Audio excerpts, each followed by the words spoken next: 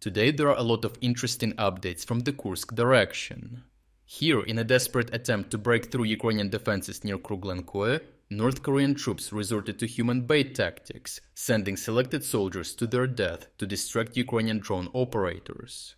However, their poorly executed strategy led to catastrophic losses, leaving the battlefield littered with bodies and no results to show for it.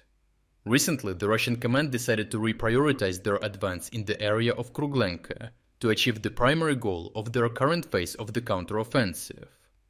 This series of attacks play a vital role in the achievement of their broader operational goal of taking Malaya Loknya and eliminating the northern part of the Kursk salient.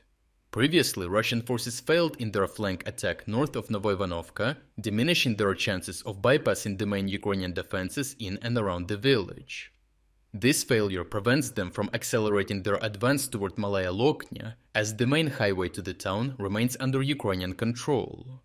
Consequently, their only viable option is to persist with attacks near Kruglenke, where breaching Ukrainian defenses could enable them to advance on Malaya Loknya. However, the Russian forces cannot afford to allocate a significant number of troops and resources to this section of the front line without weakening their positions in other parts of the Kursk salient. To pursue their objective of capturing Kruglenkoe, Russian generals once again opted to utilize North Korean troops to compensate for the shortage of Russian personnel, allowing them to sustain their advance while attempting to bypass Ukrainian defenses around the village. The tactical terrain around the Kruglenkoe area provides North Korean fighters with the opportunity to gather and prepare for assaults within the nearby forests.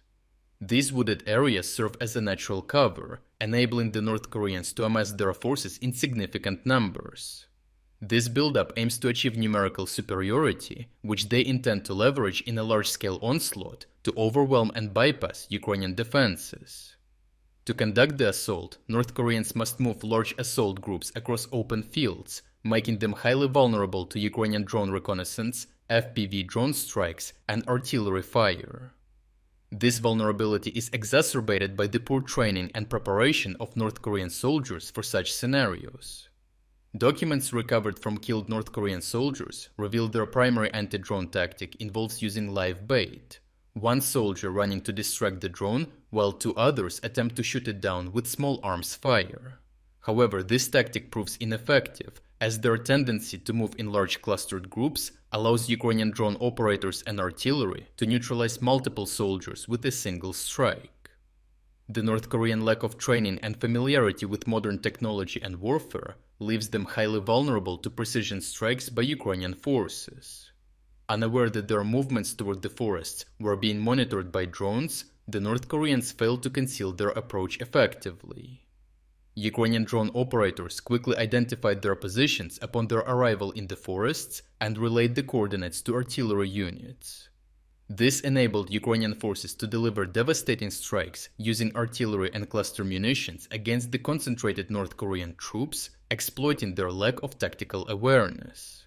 The remaining survivors are subsequently hunted down and destroyed by newly arrived Ukrainian drone operators, who found it easier to eliminate North Korean soldiers than their previous training targets, due to North Koreans being bunched up. Overall, the Russian generals deployed North Korean forces in yet another assault where their lack of training became a significant advantage for the Ukrainian defenders. The Ukrainians successfully detected and eliminated large concentrations of North Korean soldiers, exposing the vulnerabilities of poorly coordinated tactics. This assault once again highlighted the impracticality of the North Koreans' improvised methods against drones and artillery. Despite repeated failures, North Korean commanders remain oblivious to the primary cause of their heavy losses, the tendency to cluster their troops in large groups.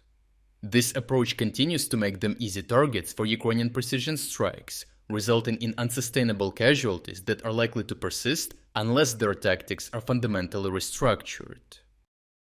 In light of the holiday season, I am pleased to announce a significant 40% Christmas sale on our exclusive strategic insights and tactical analysis videos. This sale comes at a crucial time, as YouTube has rejected to restore monetization on one of our channels, so your support is now more important than ever.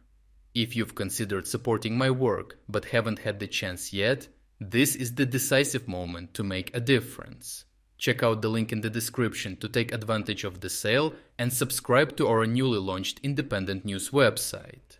Your support makes a decisive difference for our ability to continue producing these reports, and I appreciate everyone who stepped up to join us.